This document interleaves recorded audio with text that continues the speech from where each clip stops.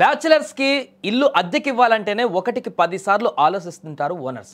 ఇప్పుడు తాజాగా ఒక బ్యాచిలర్ చేసినటువంటి పని సంచలనంగా మారింది.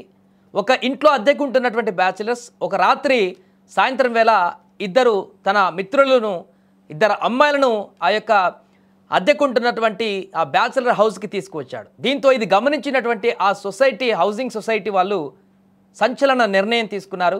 ఇది బెంగళూరులో జరిగింది. ఒకసారిగా ఈ ఘటన ఇప్పుడు వైరల్గా మారింది. శరవేగంగా అభివృద్ధి చెందుతున్నటువంటి ఐటీ హబ్ బెంగళూరు. ఇక్కడ టాలెంట్ ఎంత ఉందో అద్దె నియమాలు కూడా అంతే కఠినంగా గందరగోళంగా ఉంటాయి.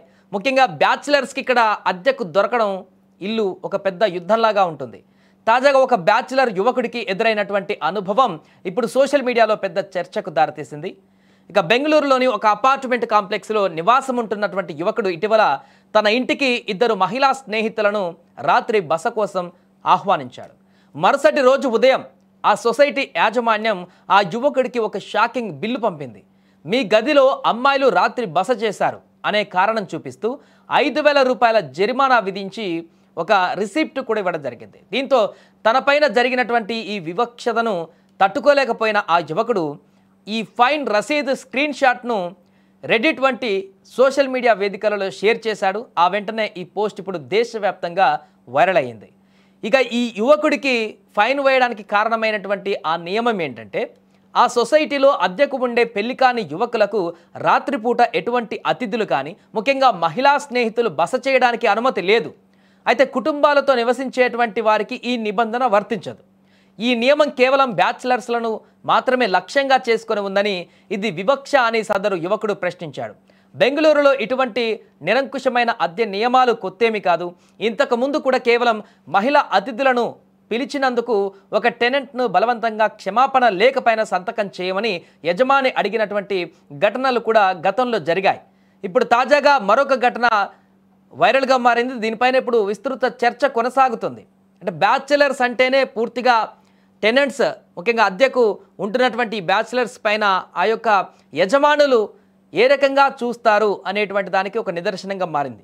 అయితే దీనిపైన భిన్నమైనటువంటి అభిప్రాయాలు వ్యక్తమవుతున్నాయి. అసలు ఆ రాత్రి ఎందుకు ఇద్దరు అమ్మాయిలు రావాల్సి వచ్చిందని కొంతమంది, లేదు ఫ్రెండ్షిప్లో భాగంగా వస్తుంటారు, ఒక మనిషికి ఇంకొక మనిషితో అసలు సత్సంబంధాలు ఉండవా, బ్యాచిలర్స్ అంటే ఇంకా వేరే మనిషితో ఎలాంటి సంబంధాలు ఉండవా, దీంట్లో ఎందుకు భూతద్దం పెట్టి చూస్తున్నారు, క్యాజువల్గా ఫ్రెండ్స్ అంటే బంధువులు కలిస్తే ఒక నియమం, ఫ్రెండ్స్ కలిస్తే అంటే కలిసి భోజనం చేసి ఒక దగ్గర ఆ రోజు రాత్రి ఆ యొక్క సిటీలో ఏదైనా పని ఉండి స్టే కోసం వచ్చిండవచ్చు, లాడ్జ్లో సేఫ్ కాదని చెప్పేసి ఆ మాత్రం దానికే ఇలాంటి పరిణామాలకు దారితీయడం, ఫైన్లు వేయడం.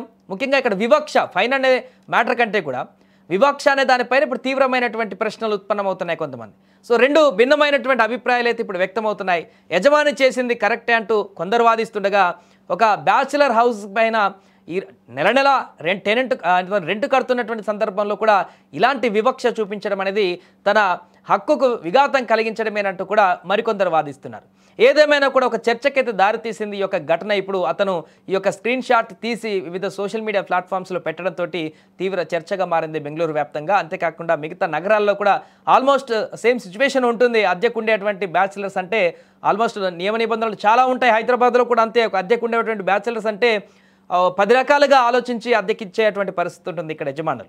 అంటే కొన్ని ఘటనలు కూడా వారిని భయాందోళనకు కలిగించే ఘటనలు ఉన్నాయి కాబట్టి వారి జాగ్రత్తలు వారు కూడా ఉంటారు. ఏదేమైనా కూడా ఇప్పుడు జరిగినటువంటి ఈ ఘటన పట్ల మీరేమనుకుంటున్నారో కామెంట్ చేయండి. యజమాని చేసింది కరెక్టా, లేకుంటే బ్యాచిలర్ ఈ రకంగా చేసినటువంటి పరిణామం తప్ప, ఇందులో ఎవరిది తప్పు ఎవరిది కరెక్ట్, ఈ మాత్రం దానికి 5,000 జరిమానా విధించినటువంటి యజమాని కరెక్టా, లేకుంటే బ్యాచిలర్గా ఉండి అతను కనీసం నిర్బంధంలాగా ఆ ఇంట్లో అతను తప్ప ఇంకెవరు రాకూడదు, ఎవరు ఉండకూడదు, వెలేసినట్టుగా ఒక్కడే ఉండాలని చెప్పేటువంటి నియమం కరెక్ట్ అంటారా? మీకేమనిపిస్తుందో కామెంట్ చేయండి.